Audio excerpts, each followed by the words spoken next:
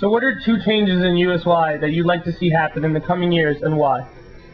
Well, even though the conservative movement at the present time is aging and shrinking to some extent, that doesn't mean that there aren't any opportunities for USY to grow, because we're still not reaching our potential by any means. So one of the changes I would like to see is membership growth and a greater sense of advocacy on the part of involved adults and committed adults in the movement to promote that growth.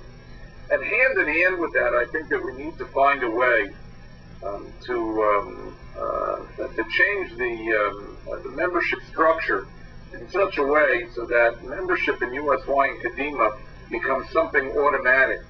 If your parents are members of a conservative affiliated congregation, that automatically that means that the membership is really for the family, and that the children of that family unit automatically become members of USY and Kadima without having to go through the whole membership dues payment process, so that we can reach thousands more kids that way.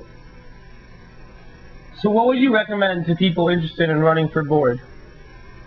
I would recommend, first of all, that they speak to whoever is in that position, or people who have filled the position in recent years, to find out as much as they can about it, to make sure that it's something that they're qualified for, that they're interested in doing, and then to evaluate whether or not they feel that there is some kind of unique contribution they can make, and something that they can accomplish, new ideas that they can bring to the table. And if all of that is present, and they are willing to fulfill the obligations of office, and to take it seriously, and not just to run for it because it's a popularity contest, and to also be cognizant of the need to be a dugma, a role model Jewishly, and a role model in terms of one's personal behavior, that if all of that comes together, then they should go for it, even though there may be somebody else who's equally as interested, and they both can't serve simultaneously. But it's important that if you feel you have something to contribute, that you go ahead and give it a shot. So what does your new job as Senior Education Advisor for next year entail? So sometime after the next international convention, I'm going to cease to be the director of USY and move on to this Senior Education Advisor position for the United Synagogue. It will still enable me to maintain some contact with USY, certainly on a peripheral basis, especially with our Nativers. I've been teaching a course in conservative Judaism to the Nativers each year for the past 7 years or so, and I'm going to continue to do that, going to Israel to spend some sessions with the Nativers a couple times during the year. One of my great loves of recent years, since 1986, has been the Israel Pilgrimage Poland Seminar, which I helped to create in 1986. And I will be guiding at least 2 USY Israel Pilgrimage Poland Seminar groups next year, and continuing to be the guide for the Nativ Poland trip as well, as I've done for the past 3 or 4 years. I'll be visiting congregations for scholar and residence weekends, and helping to develop educational materials, and serving in an advisory position, and being of help in whatever way that I can. So what will you miss most about being the International Youth Director? Well, I think the wonderful contact I've had with the USYers, and that's every type of USYer. Obviously, my more intense contact is with the leadership level USYers, but teaching the late night Heschel sessions, and at the Heschel weekend has been a particularly rewarding experience for me. So what do you feel it takes to be a good leader? Well, I think that to be a good leader, a person needs to have ideas, needs to have commitment, willingness to implement ideas,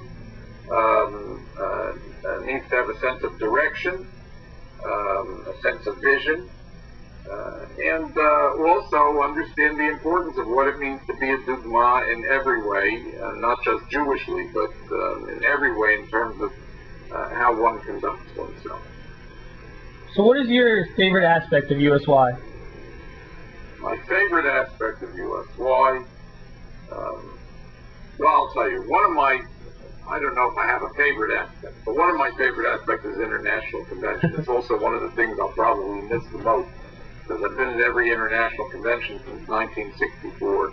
The excitement that is present at international convention is unlike anything I've ever experienced any place else under any circumstances. And I think that those moments will be some of the moments I'll miss the most. So, if you could describe USY in one sentence, what would you say? USY is a dynamic, inspiring, conservative Jewish living experience. So I have some, oh wait, first, sorry.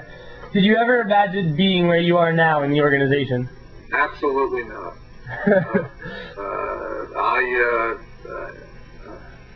If you were to ask anybody who knew me back in the day, when I was a USYer or even starting out working at the international office, I think that they would pretty much unanimously say that this is not something any of us ever talked about, dreamed about, aspired to. Even in the 20 years that I've been doing this, it's hard for me to imagine that I'm actually the one that's doing this. So, all the more so back in the day. So now I have some user-submitted questions, and Seaboard USYer Ryan Sherman asks, what biblical character do you identify with and why? Well,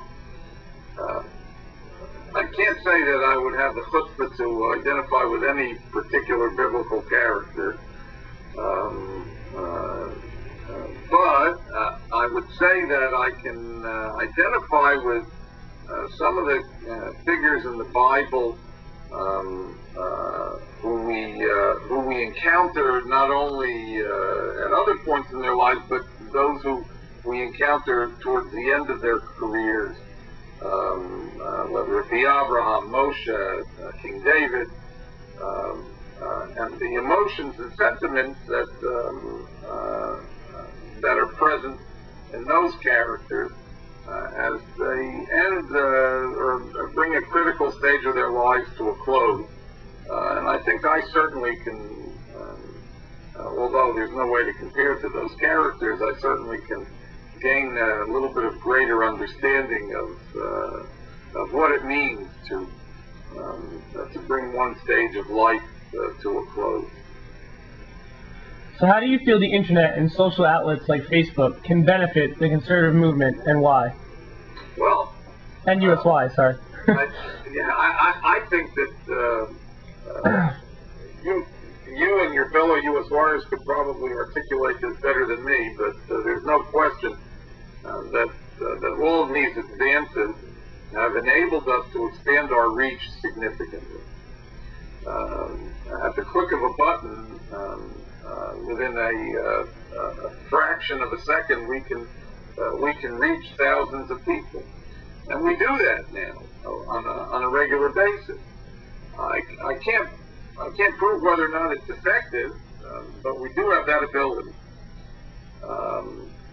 There's so much we can accomplish as a result of that, including transmitting ideas and teaching that we couldn't do in the same way before.